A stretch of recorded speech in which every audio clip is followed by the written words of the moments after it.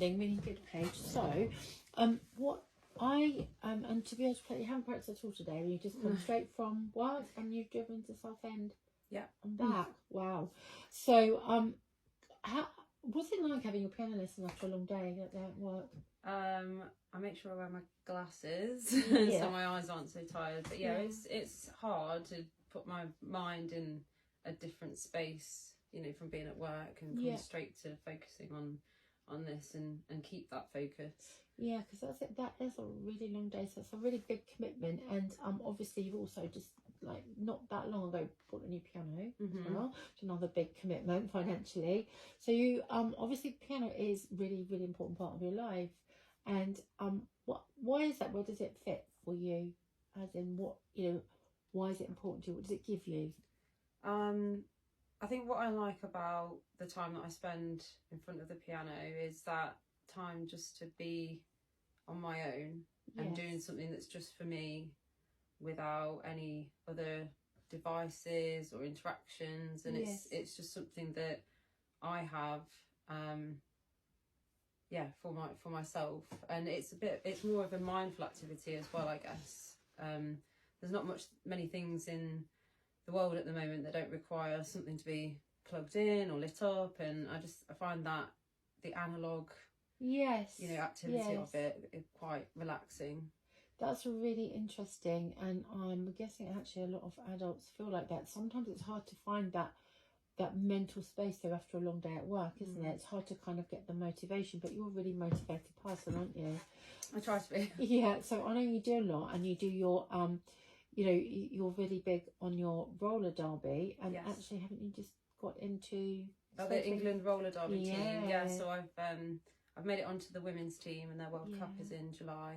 And I'm on the men's team as well, because they're inclusive of all genders. Yeah. And their World Cup is next year. That's amazing. That really is. So how on earth do you fit everything in? I am very dedicated to my calendars. Yeah. And it's plural because I have my work calendar overlaid with my personal, and then overlaid with the roller derby calendars as well. So I just try and make sure I have specific time slots for doing things, and that helps me stay focused.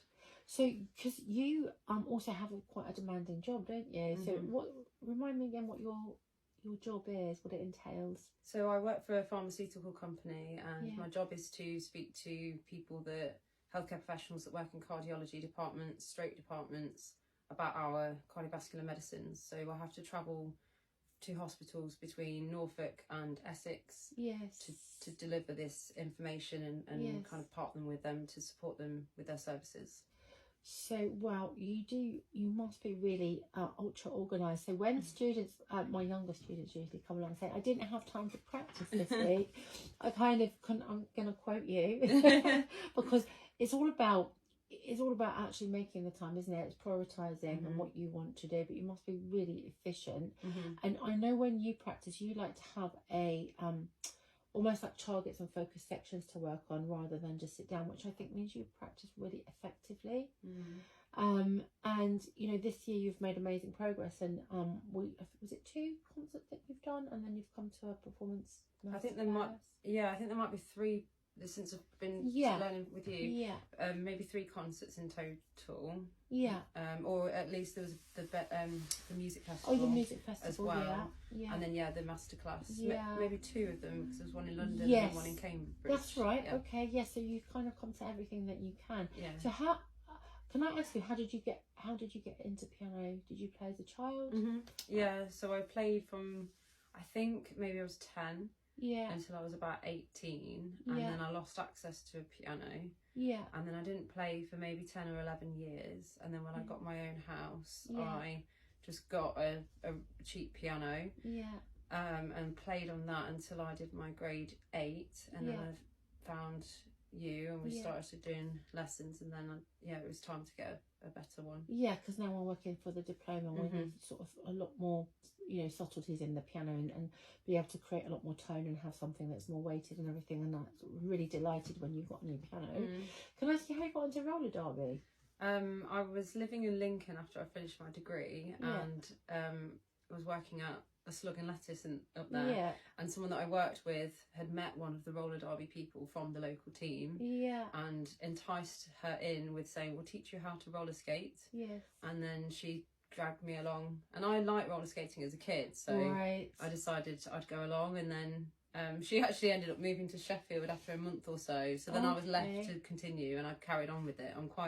If I find something that I enjoy, I'm quite good at sticking with it, and I enjoy seeing myself progress through things. Of course, you must have really progressed. I used to love roller skating as well, until my dog chewed the wheels off my roller skates. That was the end of my roller skating. But roller derby, is it quite a new sport? I think it's only been around maybe for 20, 30 years maximum, and I think it's developed from America and has evolved into what we have today. So people haven't been doing it for maybe longer than 20 years, I think, really, in its current form. Wow.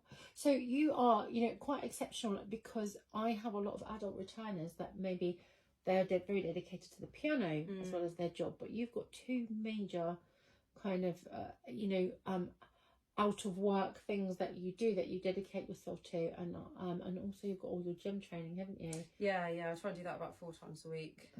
So that's so much organisation. So all my teenage students can actually learn from this. There is time if you want to. Yeah, for sure. Oh, that's brilliant. Thank you, Paige.